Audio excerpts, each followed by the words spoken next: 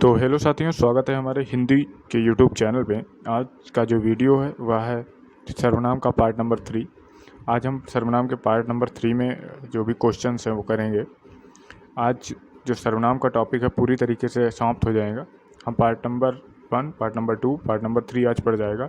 कुल 103 क्वेश्चंस कराए गए हैं, जिसमें सर्वनाम के सभी प्रकार के क्वेश्चन हो गए हैं। तो चलिए शुरू करते हैं आज के क्वेश्चन को पहले क्वेश्चन से। तो हमारा पहला क्वेश्चन है, सर्वनाम के कुल कितने भेद होते हैं? तो हम आपको बता दें तो सर्वनाम के भेद और सर्वनाम के प्रकार दोनों अलग अलग होते हैं। सर्वनाम के जो प्रकार होते हैं वो सर्वनाम 11 प्रकार का होता है और भेद सर्वनाम के 6 प्रकार के होते हैं। हमारा आंसर सी वाला सही हो जाएगा। मैं अपने आप वस्त्र साफ कर लेता हूँ, इस वाक्य में सर्वनाम है।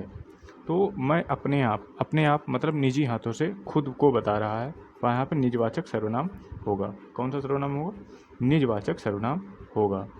मैं स्वयं वहीं से आया हूँ, इस वाक्य में अधोरेखित शब्द का सर्वनाम का प्रकार लिखिए। तो अधोरेखित जो शब्द है वो है स्वयं, तो इसका स्वयं जो है खुद को इंगित कर रहा है। यहाँ पे आंसर सही हो जाएगा सी वाला, निजवाचक सर्वनाम।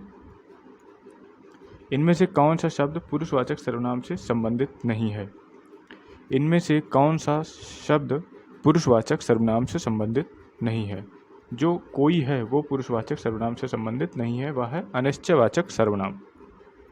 नेक्स्ट है, निम्नलिखित में से कौन सा अनिश्चयवाचक सर्वनाम नहीं है? जो, वह, कुछ भी, कुछ न कुछ, सब कुछ। जो, वह संबंधवाचक सर्वनाम है, यह अनिश्चयवाचक सर्वनाम नहीं है।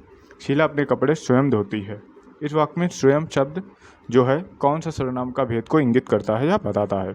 तो ये जो स्वयं है, स्वयं जो शब्द है वो निजवाचक सर्वनाम के अंतर्गत आता है या निजवाचक सर्वनाम के अंतर्गत आता है।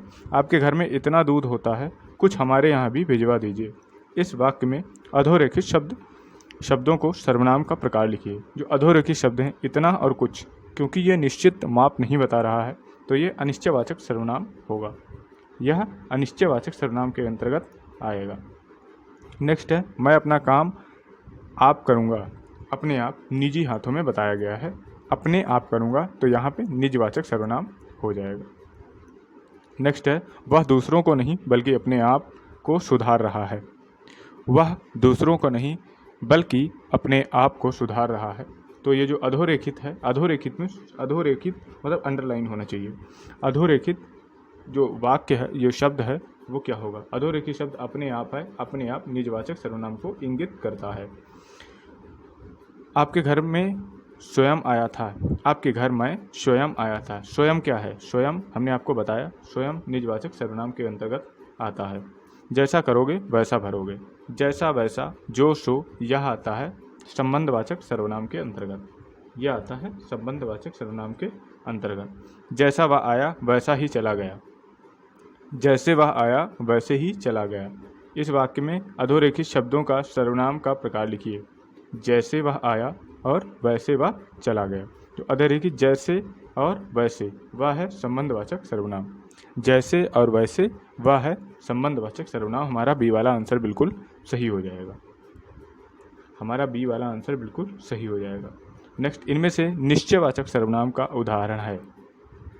इनमें से निश्चयवाचक सर्वनाम का उदाहरण है कोई, जो, कुछ। ये निश्चयवाचक सर्वनाम नहीं है, जो यह है। हमारा आंसर सही हो जाएगा बी वाला, जो यह है निश्चयवाचक सर्वनाम। निम्नलिखित में से कौन सा प्रश्नवाचक सर्वनाम का उदाहरण नहीं है? उसको यह प्रश्नवाचक सर्वनाम का उदाहरण नहीं है। नेक्स्ट है, देखो बाहर कोई आया है, में से कौन सा सर्वनाम है? देखो बाहर कोई आया है, कोई का मतलब अनिश्चयवाचक सर्वनाम से इंगित करता है। इनमें से कौन सा वाक्य प्रश्नवाचक सर्वनाम का प्रयोग हुआ है? आप कहेंगे तो ही बैठूंगा, पुस्तक किससे मंगवाई, उपयुक्त में से कोई नहीं, कुछ काम किया करो। तो इसका आंसर सही हो जाएगा।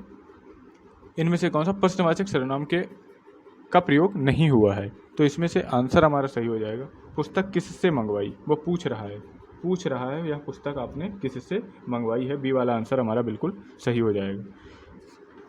इनमें से सर्वनाम की उपयुक्त परिभाषा कौन सी है? क्रिया के स्थान पर प्रयुक्त होने वाला शब्द, विशेषण के स्थान पर प्रयुक्त होने वाला शब्द, संज्ञा के स्थान पर प्रयुक्त होने वाले शब्द, क्रिया विशेषण के स्थान पर प्रयुक्त होने वाले शब्द। सिंपल सी सर्वनाम की परिभाषा है। संज्ञा के स्थान पर जो प्रयोग किए जाते हैं उन्हें हम सर्वनाम कहते हैं। संयुक्त सर्वनाम नामक सर्वनाम की एक पृथक श्रेणी का उल्लेख इनमें से किस विद्वान ने किया है? संयुक्त सर्वनाम नामक सर्वनाम एक पृथक श्रेणी का उल्लेख इनमें से किस विद्वान ने किया है? तो इसका जो आंसर हमारा सही हो जाएगा वो हो जाएगा डॉक्टर दीमसित्य। डॉक्टर दीमसित्य इन्होंने संयुक्तवाचक सर्वनाम का प्रयोग किया है। वे आम के पेड़ हैं। वे आम के पेड़ हैं निश्चयवाचक सर्वनाम का यहाँ पे इंगित कर रहा है।